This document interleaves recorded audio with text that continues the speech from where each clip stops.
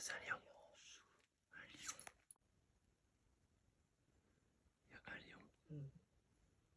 Tout est parti d'une rencontre vécue au cœur du deuxième plus grand parc de Tanzanie, le Serengeti. Pour nos noces d'étain, nos 10 ans de mariage avec ma femme Cécile, nous avions le désir d'organiser un voyage unique, déconnecté du monde, seul au cœur de la savane africaine.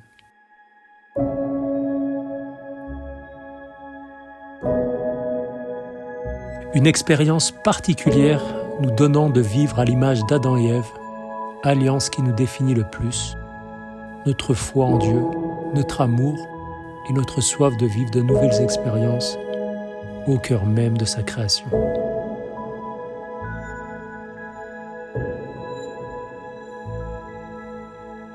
Au cœur du Botswana se trouve le dernier Éden d'Afrique, nommé le delta d'Okavango, et une diversité impressionnante d'animaux vivants en pleine liberté au cœur de la savane.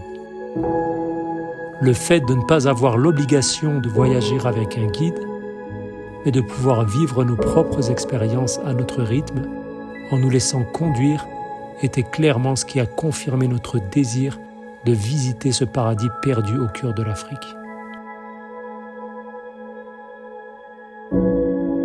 Déconnecté de la vie active et connecté à ce qui à nos yeux semble être l'un des plus beaux endroits sur Terre, nos noces d'étain resteront à jamais un ensemble de souvenirs gravés dans nos mémoires et qui renforceront notre complicité dans les moments les plus difficiles. Enfin, le désir le plus fort dans nos cœurs était spirituel. Découvrir le dessein que Dieu a pour nos vies. Des projets de paix et non de malheur. Aaron, Éline et Mathieu, nous vous dédions ces moments. Vos parents qui vous aiment. Dieu vous bénisse.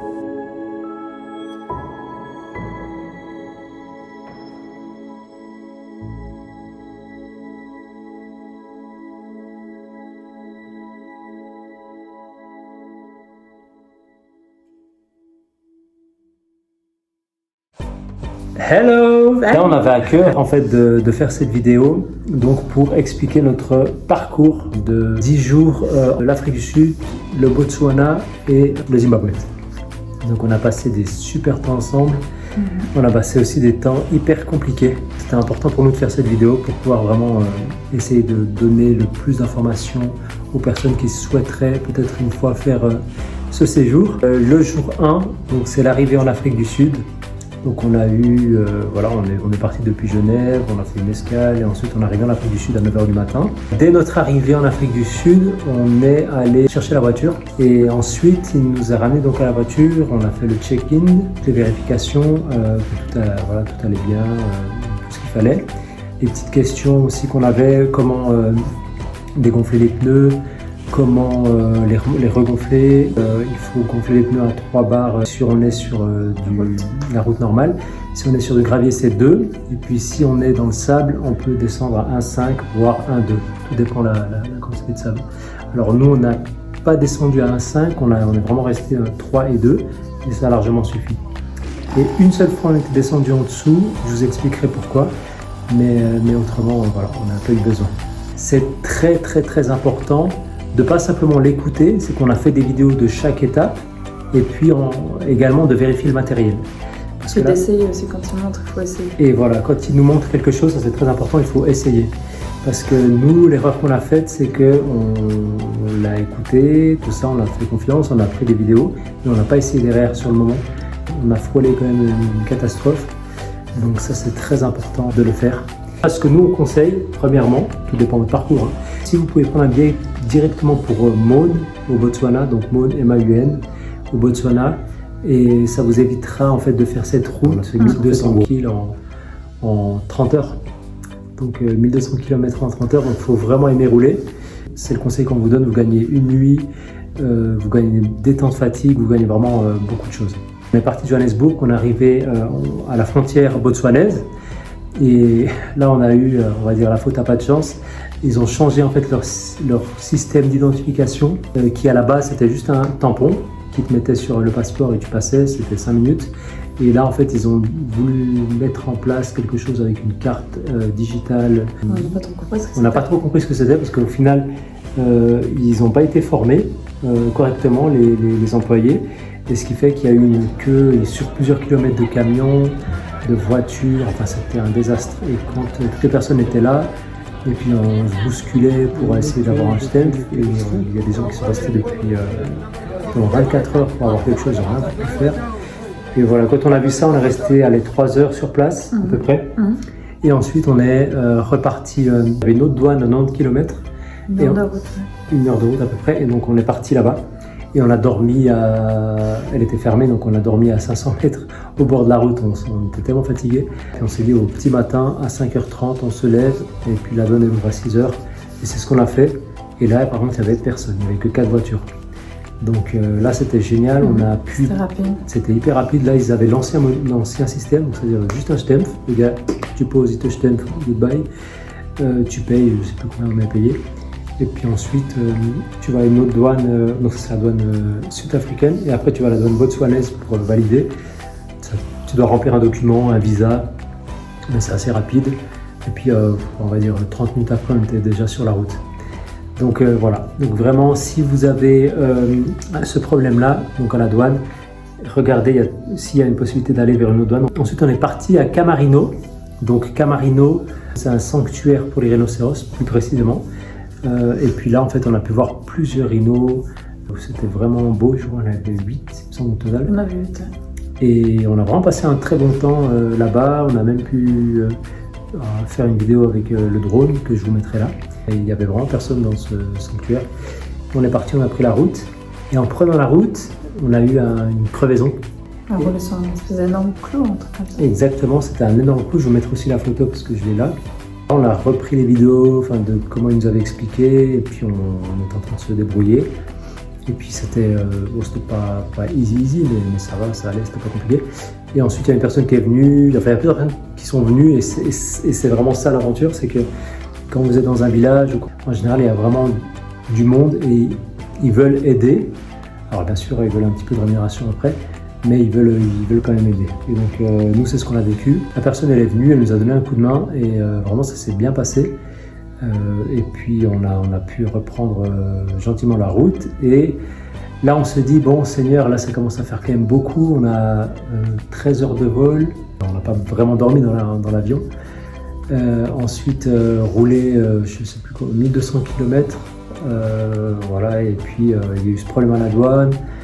Il y a eu maintenant ce pneu, ça fait un peu beaucoup. Et là, la personne en fait qui était venue nous aider, elle s'appelle Emmanuel. Et Emmanuel, c'est dire Dieu est avec nous.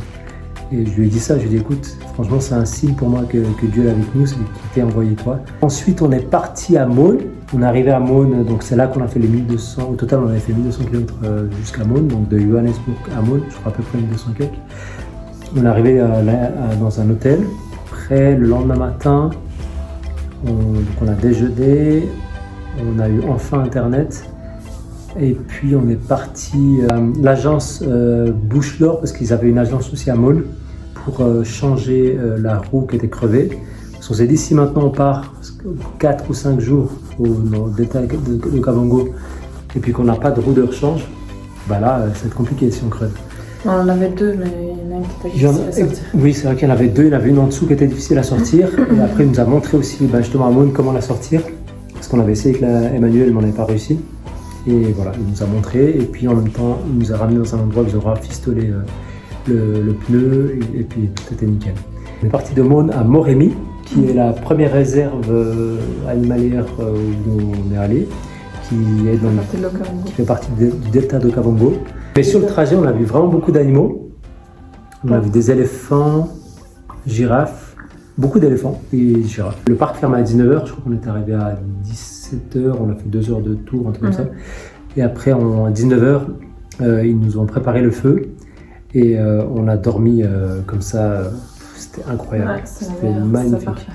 C'était un moment vraiment génial. Il n'y avait que nous et il y avait une autre voiture avec une dame seule, étonnant, qui était là et puis voilà. Donc elle était dans son coin, elle était un peu plus loin que nous, à 30-40 mètres de nous, mais elle avait son coin à elle, puis nous on avait notre coin à nous. Et puis là, qu'est-ce qui s'est passé? Un magnifique éléphant passé dans le camp. Ouais, c'était impressionnant. On était là, on était assis en train de cuire notre viande, et tout d'un coup, un énorme éléphant qui passait derrière nous. C'était assez incroyable. Ça a besoin parce qu'ils sortent de nulle part à chaque fois, les éléphants. Ouais, bon, on entendait on disait mais c'est quoi ce bruit? En fait, on entendait des arbres craquer. Enfin, on s'est dit mais c'est quoi ce truc? Puis en fait, finalement, on va sortir. C'était assez fou. Et puis il y avait aussi deux petits animaux. Noir et blanc, qui sont super féroces. Ce sont des moufettes, mais c'est pas des moufettes. Exactement, je sais plus ce que c'est quoi. Et puis je sais qu'en tout cas, les lions, quand ils veulent les attaquer, ils n'arrivent pas parce qu'elles sont vraiment agressives. Ces petites bêtes. Et puis elles étaient trop marrantes parce on a eu la super idée de mettre des avocats dans la poubelle. Et puis en fait, elles ont senti de loin, elles sont venues, elles sont rentrées dans la poubelle, elles ont fouillé, elles ont pris les avocats, elles en ont pris un premier, elles sont parties au loin, elles ont mangé.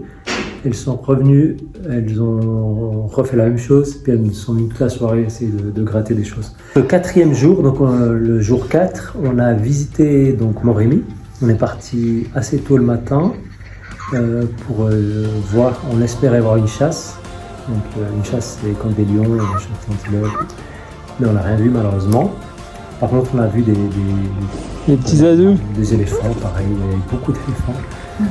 Des girafes, on a eu quand même.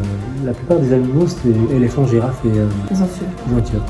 Et puis par contre il y avait des très beaux grands étangs dans lesquels il y avait des hippos aussi, on avait vu des hippos, et il y avait des crocos. Il y a un énorme croco également.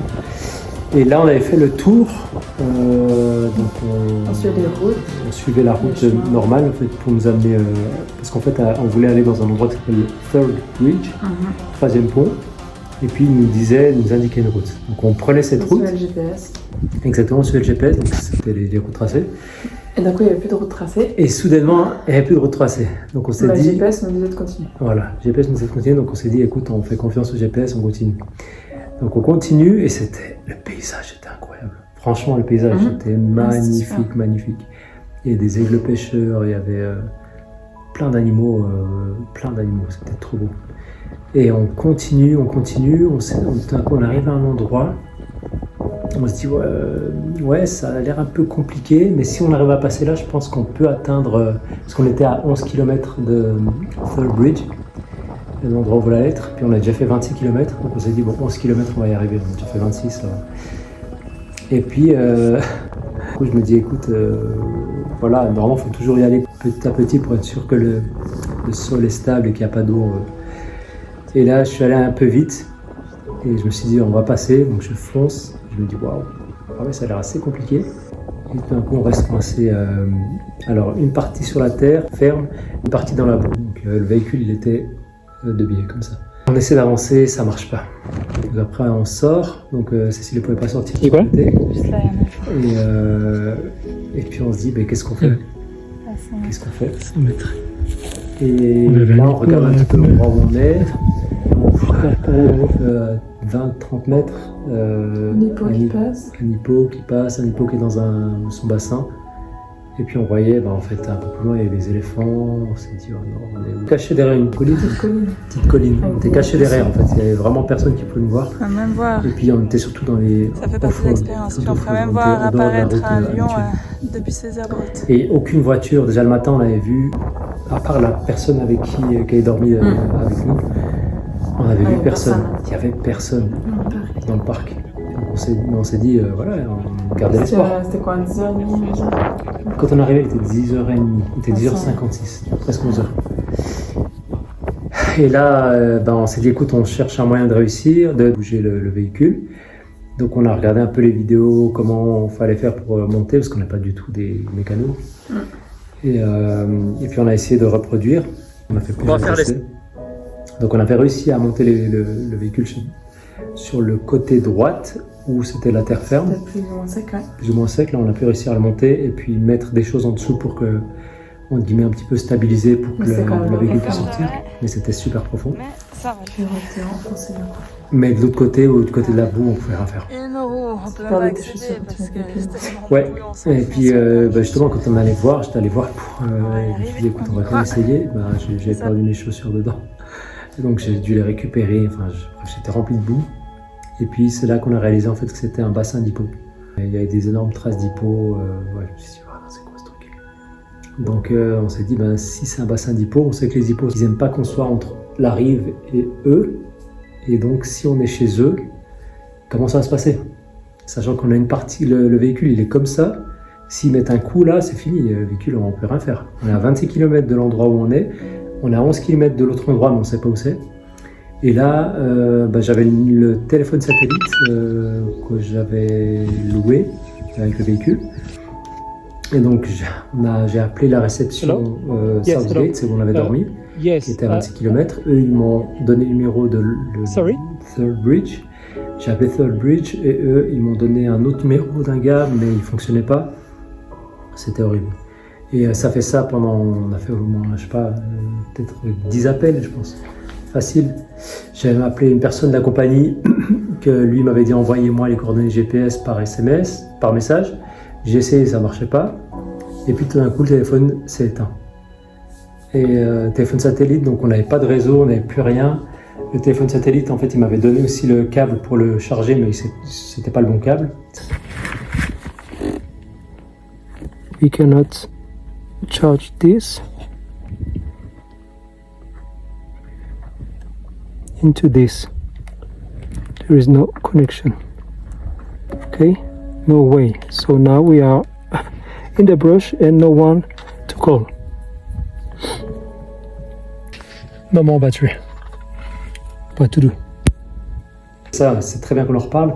Quand vous louez des véhicules, des choses comme ça, et ne faites pas confiance aveuglément, testez le matériel avant. Soyez sûr, regardez, est-ce que c'est bien chargé? Est-ce que le chargeur fonctionne? Est-ce que tel outil est bon? Et l'outil qu'on nous avait donné justement pour lever les roues, il fallait une vis et un écrou. Et puis le truc c'est que la vis elle était là, mais l'écrou, on ne sait pas où il est. Donc quand on a fait ça, en fait on s'est dit peut-être qu'on n'arrivera même pas à lever les roues. Et heureusement on a réussi quand même.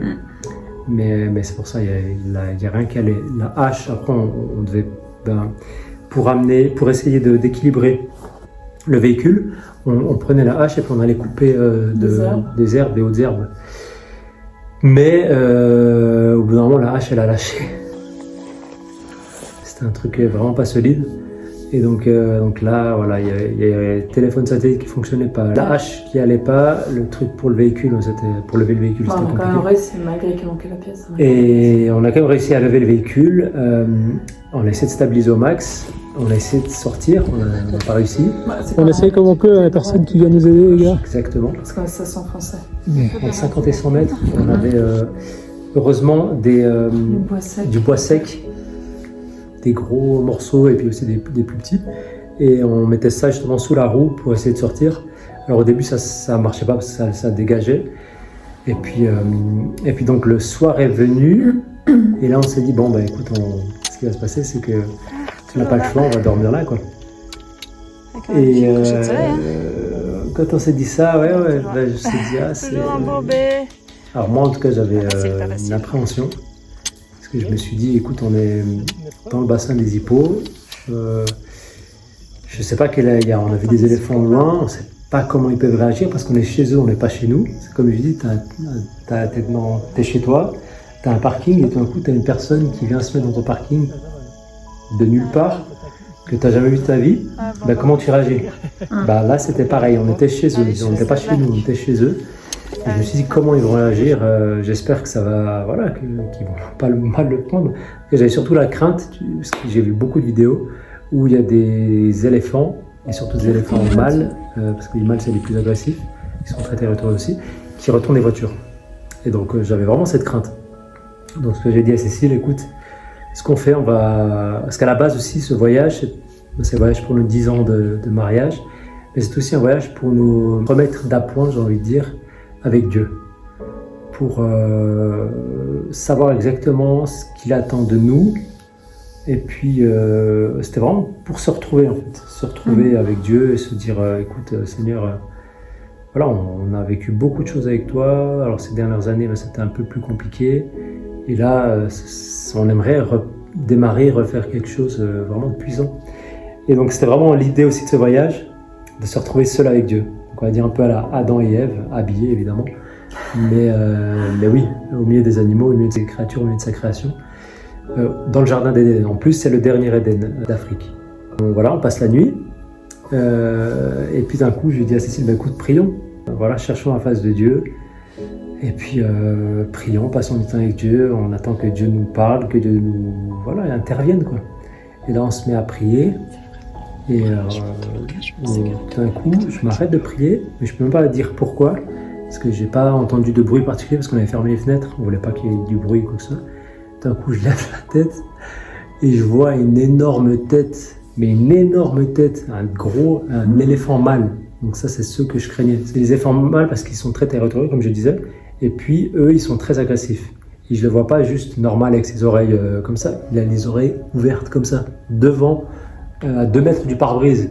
Et je m'arrête et Cécile, elle se dit, mais pourquoi il aurait de prier? Et d'un coup, elle le voit. Et là, non seulement il est là, c'était impressionnant parce qu'il bouge pas, tu sais, il te regarde, tu te dis mais comment il va réagir? Et c'est surtout ça, c'est pas genre un éléphant, tu sais, que tu vois de jour et qui passe à côté comme on a vu plein. C'est vraiment, il s'est arrêté, il s'est dit mais vous faites quoi chez moi en fait? Vous faites quoi? Vous êtes pris pour qui? Waouh! Et là, tout d'un coup, il passe à côté, je me suis dit écoute, je vais essayer de filmer pour le montrer. Et tout d'un coup, sur le téléphone, parce qu'à la base, il n'y avait pas de lumière, c'était la nuit, en plus tu voyais vraiment sa silhouette. Et tout d'un coup, j'ai voulu filmer, et là, il a vu la lumière, et là, il a fait un truc comme ça avec sa tête. Là, je me suis dit non, il va nous charger. Oh là, franchement, j'ai peur de peu de choses, mais là, j'ai eu la crainte qu'il nous charge. Je me suis dit, s'il nous charge, on est fini. Au milieu de la nuit, dans la boue, le véhicule qui tombe, soit on sort du véhicule, mais on va aller où? Au milieu de la nuit, tu te fais dévorer, il y a tout le monde. Il y a des lions, il y a des hyènes, il y a tout ce que tu veux. Ouais.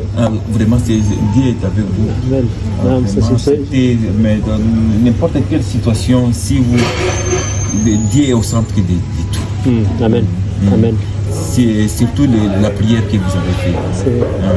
Vraiment, la base, ces signes-là, c'était près de vous attaquer. D'attaquer, détruire des véhicules et même tous ces sécurités. C'est fou. C'est incroyable. Ça va jusqu'à là. Comme il a fait des gestes, il vous a vu. Le geste il nous a prévenus. Ah oui, prévenu et il vous a vu dedans. Il nous a vu dedans. Ah là là. Ça veut dire si on restait encore une nuit là-bas? Il y a des fois qui se déplacent. Ils vont se déplacer. Parfois, il devrait y avoir d'autres animaux venir là-bas. C'est pas toujours lui. C'est pas son territoire, pas forcément son territoire. Comme c'était avec Third Bridge. Third Bridge, oui. On était à 11 km. 11 km de Third Bridge. Oui, Third Bridge, très souvent, c'est guépard là-bas. Ah ouais, ok. De guépard. Il y avait des collines aussi. Il y avait des collines, oui. On était cachés derrière une colline en fait. Dernièrement, comme il y avait de la sécheresse, il y avait beaucoup de morts en Zambie, avec des éléphants. Avec les éléphants? Oui. Ils ont fait quoi? Attaquer les personnes de vélo tout près du parc, attaquer, tuer et quoi? En même temps, je vous dis, les éléphants, une fois, c'est la mort. Il y a beaucoup d'accidents, mais à Livingstone, juste à côté. Juste à côté aussi? Un éléphant?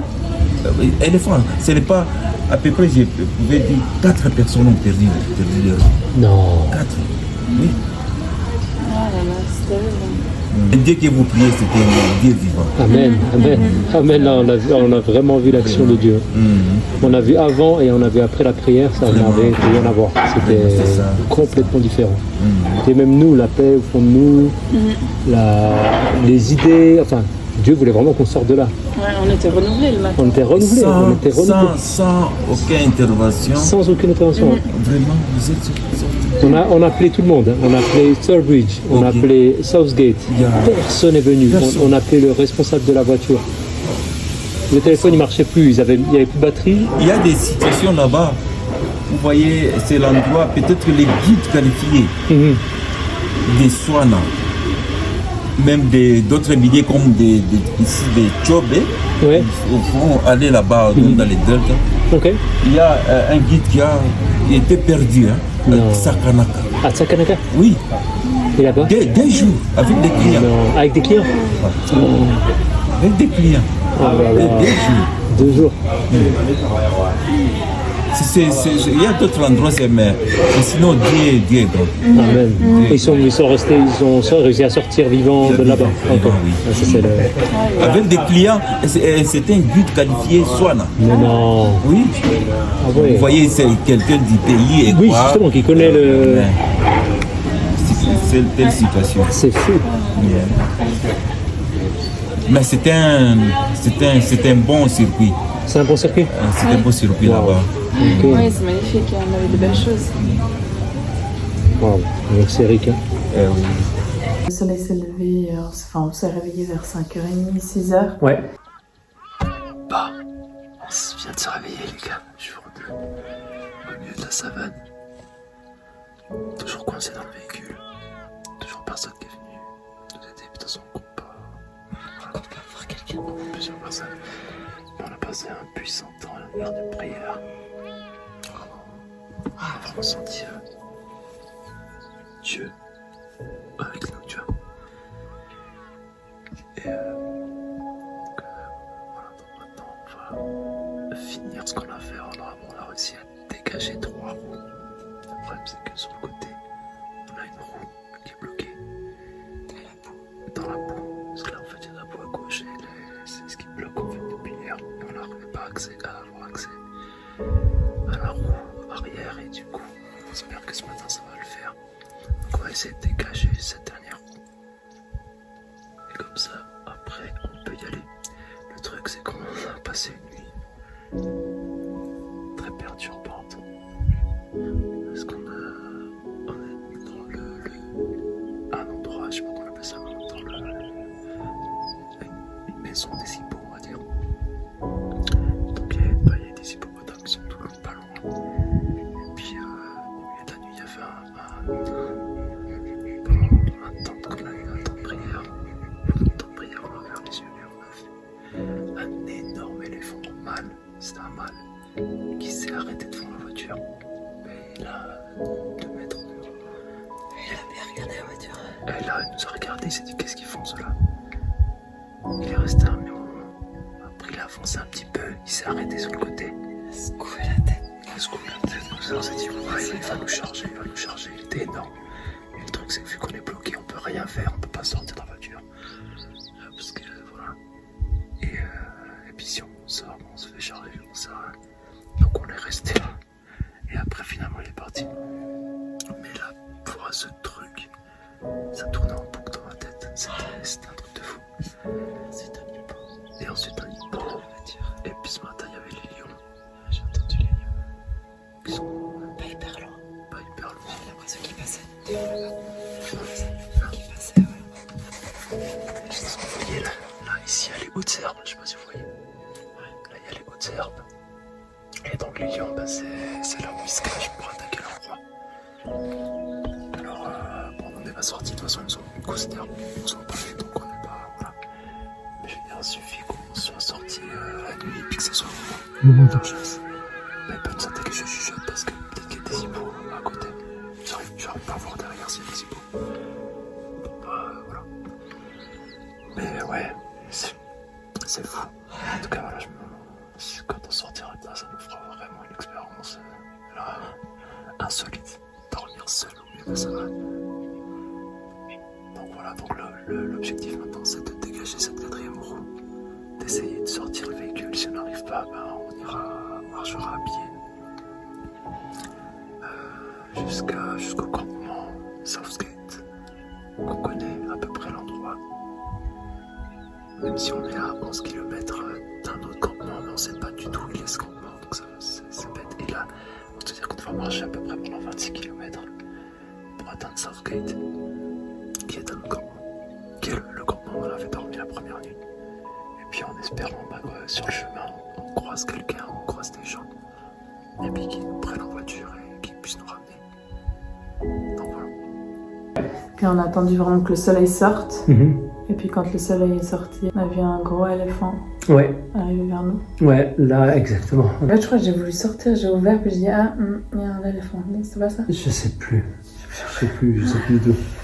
En tout cas, il y a l'air des fous. Il était, je me suis dit non, j'espère que c'est pas lui. Et il revenait depuis tout au fond, mais il passait cette fois-ci sur la gauche, donc de ton côté. Mhm. Et puis, j'ai dit écoute, couvre-toi, pas qu'il nous voit. Et donc il est passé. Oh. Et puis ensuite, en fait, il a juste mangé. Mais c'était pas le gros éléphant, c'était un éléphant, mais il n'était pas aussi gros que la veille. Et puis, de l'autre côté, il y a un autre éléphant qui est venu. On l'a pas vu arriver. On l'a vu nulle part. Ils étaient d'accord les deux devant la voiture. Ils étaient les deux devant la voiture, mais ils ne sont pas arrêtés vers nous, ils sont allés dans le bassin. Ah, ils n'ont pas calculé. Là, ils n'ont vraiment pas calculé. Donc là, c'était rassurant. Et puis là, ils sont partis dans le bassin, et là, on s'est dit, ok, donc on attend encore un tout petit peu qu'il n'y ait pas les lions qui nous chassent, parce qu'on va aller chercher du bois. Donc on s'est dit, voilà, on attend un petit peu qu'il fasse un peu plus chaud. Si la voiture était plantée dans la boue, juste à côté des hautes herbes. Oui, ouais, ça c'est aussi important de dire, c'est pourquoi est-ce que on avait aussi, on voulait pas que les éléphants nous attaquent, les lions, c'est parce que Ou les hippos. on était à côté des hautes herbes et puis on sait que les lions se cachent dans les hautes herbes pour attaquer les animaux. Donc ensuite, qu'est-ce qui s'est passé? On allait chercher le bois. Dites-vous que le bois était à peu près à 100 mètres, qu'on est vraiment à la vue de tous les animaux. Donc là, il pouvait y avoir n'importe quel animal. On était coincés, on n'avait rien. La hache, elle était pétée, on n'avait aucune arme, on n'avait rien. Donc on était vraiment à la merci de tous les animaux. Et puis là, on allait chercher du bois et on y a cru. On s'est levé vraiment avec la foi qu'on allait s'en sortir. Confiant. Et hyper confiant. Et là, on s'est dit, enfin moi dans ma tête, pendant toute la nuit, je me suis dit, écoute, si on n'y arrive pas, ce qu'on va faire, c'est simple. On va essayer une dernière fois, moi c'était ça, et on va essayer de lever les roues de l'autre côté. On va stabiliser le véhicule, et puis si ça ne fonctionne pas, eh ben, on ira à pied. Donc les 26 kills en retour là d'où on venait. C'était vraiment ça que je me suis dit, et puis voilà, Dieu nous protégera. Et finalement, on a eu cette idée vraiment de faire un faux sol, c'est-à-dire on a levé le véhicule roue par roue. On a rempli en fait les trous de la roue par la terre. Voilà. Avec du bois. Exactement, puis on a mis du bois par-dessus, mais cette fois-ci pas dans ce sens, mais dans l'autre sens. Puis on a fait en sorte que vraiment le véhicule, moi je disais, ce qu'il faut c'est plus que le véhicule, il faut vraiment que le véhicule soit droit. Et puis heureusement on a réussi cette fois-ci le matin, encore une fois on peut dire c'est un miracle, à aller de l'autre côté, à enfin pouvoir lever les deux roues. Et puis de pouvoir mettre cette terre. Vérifier toutes les 4 roues. Exactement, et que le dernier essai soit vraiment... voilà, qu'on se soit dit, qu'on ait tout fait en fait. Donc là on était le jour 5 et donc on a réussi à s'en sortir par la grâce de Dieu. Vraiment la grâce de Dieu, c'était incroyable. Bon les gars, on va essayer de sortir de ce bourbier. Faut faire un peu plus spontané de toute façon.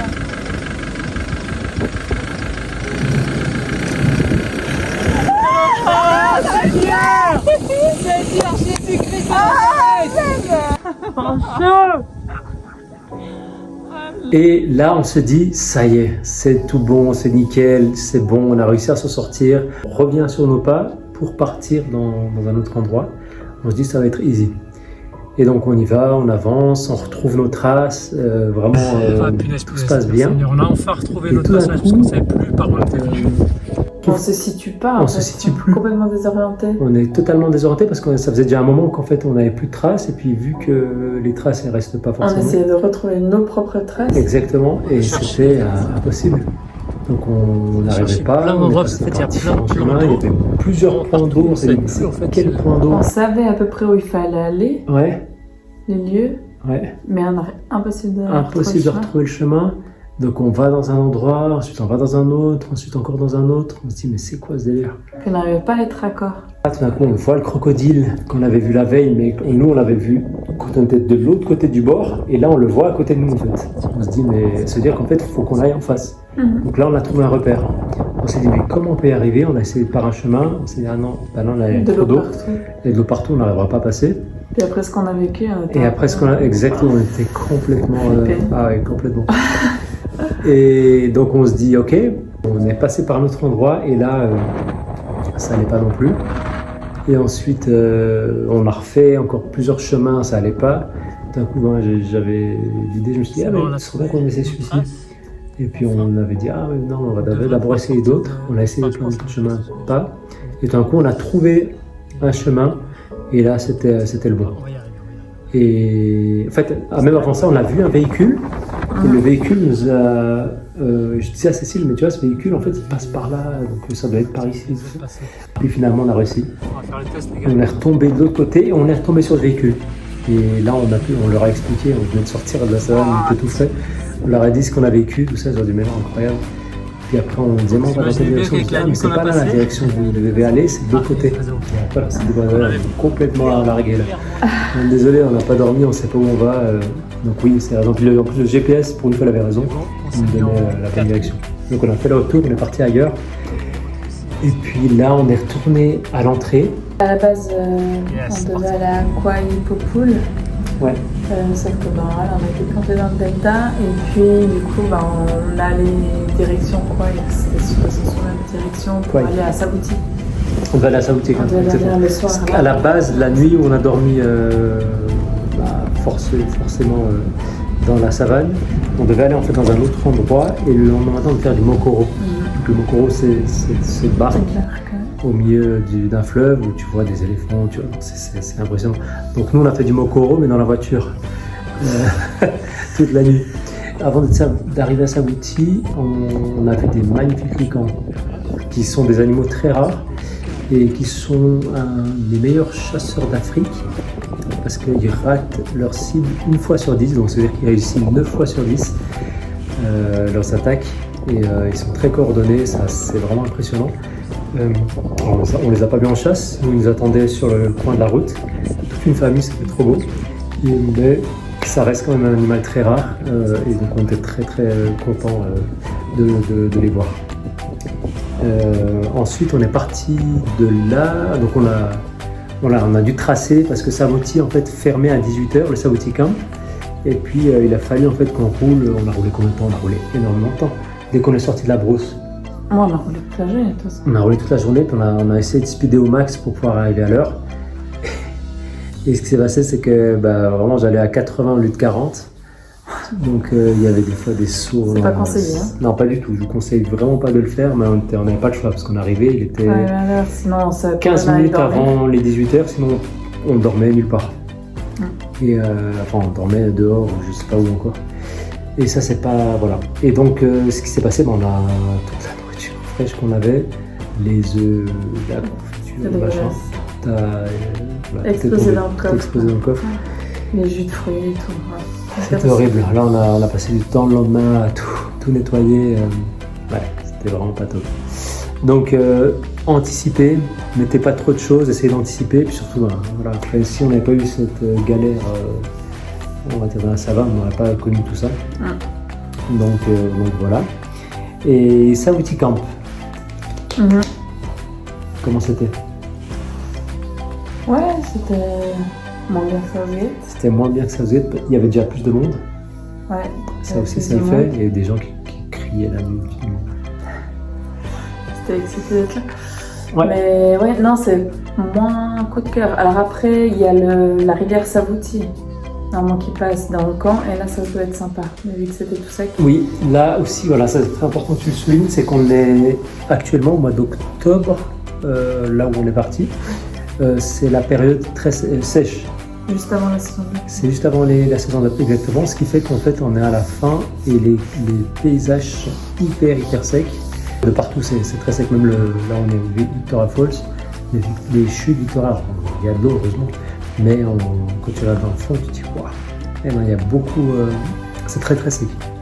Donc, si vous arrivez à partir à peine avant, on vous le conseille. Il faut s'enseigner. Mais en tout cas, avant, peut-être largement. Si vous voulez un peu de verdure. Parce que là, c'est vrai que c'était très sec. Alors, ce qui nous permet de voir énormément d'animaux, du fait qu'il n'y ait pas de verdure. Tu peux voir quand même des animaux à distance. Alors après, les prédateurs, on n'a pas vu non plus. Non, beaucoup. Mais par contre, les éléphants. Les éléphants, les partout, girafes. Partout. Jour 6, on part donc de Sabouti Camp et on va visiter le parc Chobe, le parc national Chobe. Par contre, Son Jobé, il est connu pour avoir des prédateurs, des lions. Connu pour avoir énormément de lions. Énormément de lions, principalement. On n'a pas vu. Et nous, on a fait la recherche toute la journée. Et d'autres personnes également qui venaient de... Alors toi, t'en as entendu quand t'en as dormi à Savouti? Oui, moi j'en ai entendu pendant qu'on dormait. dormait, exactement. Bah, là, c'était l'inverse. C'est moi qui ai entendu. Et ouais, j'ai entendu des lions. Et je me suis dit, c'est cool, on va pouvoir les voir. Et finalement, non. On n'a rien vu du tout, aucun prédateur. Mais par contre, c'était flippant. Il y avait très peu d'animaux. C'était hallucinant. Et comme on dit, mais je pense que c'est par rapport à la saison sèche. Donc ils partent tous dans les points d'eau. En partant de Savouti, par contre, on a vu un point d'eau. Et puis il y avait un éléphant qui était en train de se faire manger. Un éléphant mort. C'est vrai. C'est vrai qu'on avait... Le retour. Ouais, exactement. Ça, c'était une scène assez horrible. Et en plus, on a pris ses défenses, donc ça peut être... Est-ce que c'est des braconniers? Je ne sais pas. En tout cas, il y avait un éléphant mort, et puis il y avait tous des animaux autour. Et c'était autour d'un point d'eau. Donc là, voilà, quand c'est la saison sèche, il faut vraiment chercher les points d'eau. Et nous, à part ce point d'eau-là, on allait partout où c'était écrit water, machin truc, water hills, water holes, je sais pas quoi. En fait, il n'y avait rien, il n'y avait plus de point d'eau, tout était sec de partout. Donc il n'y avait aucun animal. Donc ils sont tous partis au delta, probablement. Et ce qui se passe, c'est qu'ensuite, nous, on part de là, parce qu'on se dit, il n'y a pas d'animaux, on trace. Au bord de rivière, on voit des éléphants, des buffles, des phacochères, bref, tous les animaux, des zèbres, des gnous, sauf les prédateurs, mais ils étaient tous là. C'était magnifique, c'était des crocodiles, c'était magnifique. Et là, on suit l'itinéraire, et tout d'un coup, l'itinéraire, il nous dit, vous devez aller à tel endroit. Et devinez quoi? C'était un tronçon d'eau. Et on devait traverser l'eau. Et juste à droite, à 50 mètres, il y avait un croco et un éléphant. Et on dit non, il n'y a pas moyen, On part chercher un autre accès, on cherche partout, on ne trouve pas. On dit non, c'est pas vrai. Je prends le drone, j'envoie le drone pour voir s'il y a un autre accès. On voit rien. On dit non, c'est pas vrai. On se dit mais de toute façon, si ils ont mis ça, si le GPS dit ça, c'est qu'en fait c'est la route officielle. Donc oui, il y a de l'eau, mais c'est-à-dire que de base c'est une route qui a été créée pour ça. Donc il n'y a pas de risque qu'on soit bloqué. Donc on revient et là on voit une voiture qui hésite aussi. Et on va discuter avec eux, un couple hollandais. Et ils nous disent pareil que nous, ils nous ont dit, sauf que eux ils ont testé plus loin. Et puis en fait ils se sont retrouvés avec de l'eau qui était trop haute. Ils ont eu presque une crise cardiaque, ils sont repartis. Ils ont dit qu'est-ce qu'on fait? On était tous détraumatisés, c'était la réunion du traumatisme. Ils me disent bon écoutez, on va y aller, ils vont y aller eux, parce qu'ils étaient tous ils bloquaient la route donc ils y allaient. Et puis ils nous disent mais si on y va, vous nous attendez, et puis si on est bloqué, vous nous aidez. Ils disent bah oui, évidemment. Et donc on est resté à côté. Finalement ils ont réussi à passer. Et à la fin on a un peu dit, on était tous contents comme si on avait gagné. Et donc on s'est dit c'est cool, on va faire pareil.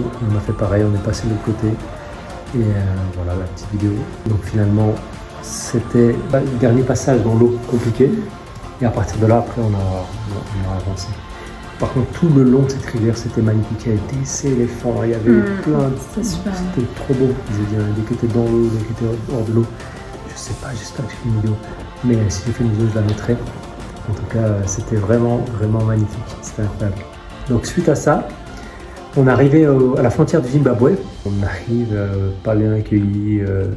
C'était incroyable. Il y avait 2 personnes qui étaient devant nous. Le douanier était déjà surchargé. Il dit ah non, allez en colonne 3. On dit ok, on va en colonne 3. Le gars, il dormait. Le gars, il était en train de dormir. Après, il s'est levé. Et après, il s'est Elle a dit mais c'est quoi ce délire? Mais ils sont sérieux les gars? Ils sont sérieux. Et donc on a attendu, on est revenu au truc 1.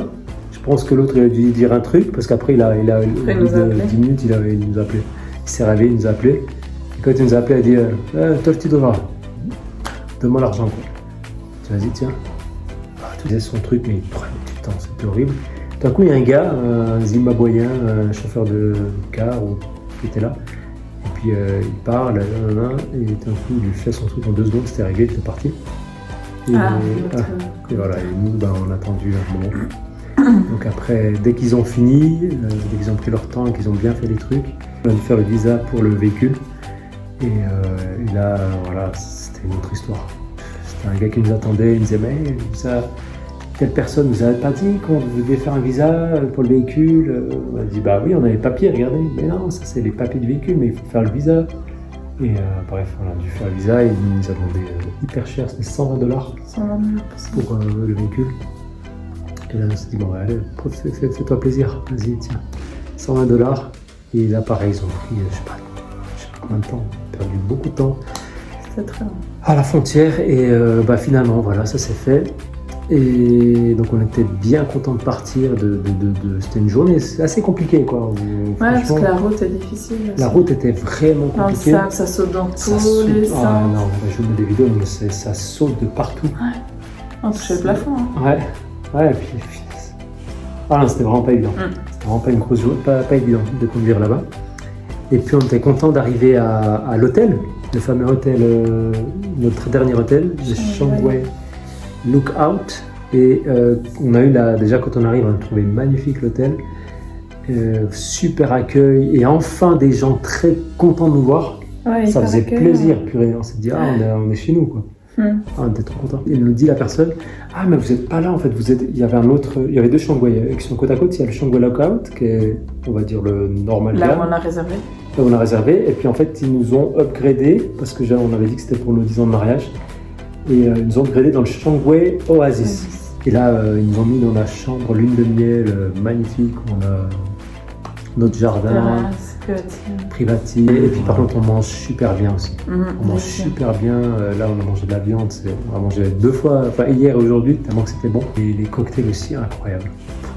On était sur une tour qui est dans le lodge, avec vue sur le Zambèze. Et puis sur la brume des chutes Victoria, ce qui est assez incroyable. Jour 7, on a visité les chutes Victoria. C'est impressionnant, c'est incroyable. Alors pour rentrer dans le parc, c'est $50 par personne, donc là ils ne blaguent pas. Pour les internationaux. Pour les internationaux, c'est dans le tarif pour les... C'est une visite d'à peu près 2 heures. Mais par contre, ça a coupé le souffle même. C'est magnifique. Vraiment, tu peux faire des super photos, super vidéos, super endroits. Donc on a vraiment aimé. Et puis voilà, donc après on est retourné à l'hôtel, on a nettoyé la voiture et on a eu droit, on est resté 3 nuits, à un massage. On a massé, on a demandé un massage ensemble. Première fois que je me fais masser de ma vie. Et franchement... j'ai bien aimé, c'était vraiment sympa. Demain, il nous reste la journée, on va remettre le véhicule et ensuite on aura une magnifique croisière. Magnifique croisière le soir. Donc on se réjouit avec repas, avec tout. Donc voilà, on se réjouit, je mettrai aussi des vidéos par rapport à ça. Et le dernier jour, on partira. Donc après-demain. Donc il nous reste cette nuit, la nuit prochaine et ensuite départ pour la Suisse et on se réjouit de revoir toute la petite famille, les petits loulous et toute la famille. Donc voilà, en tout cas on espère que cette vidéo elle va pouvoir intéresser quelques personnes, conseiller, informer et puis voilà, donc si vous avez des questions n'hésitez pas à les mettre en commentaire. Prenez soin de vous et bon voyage et que Dieu vous bénisse.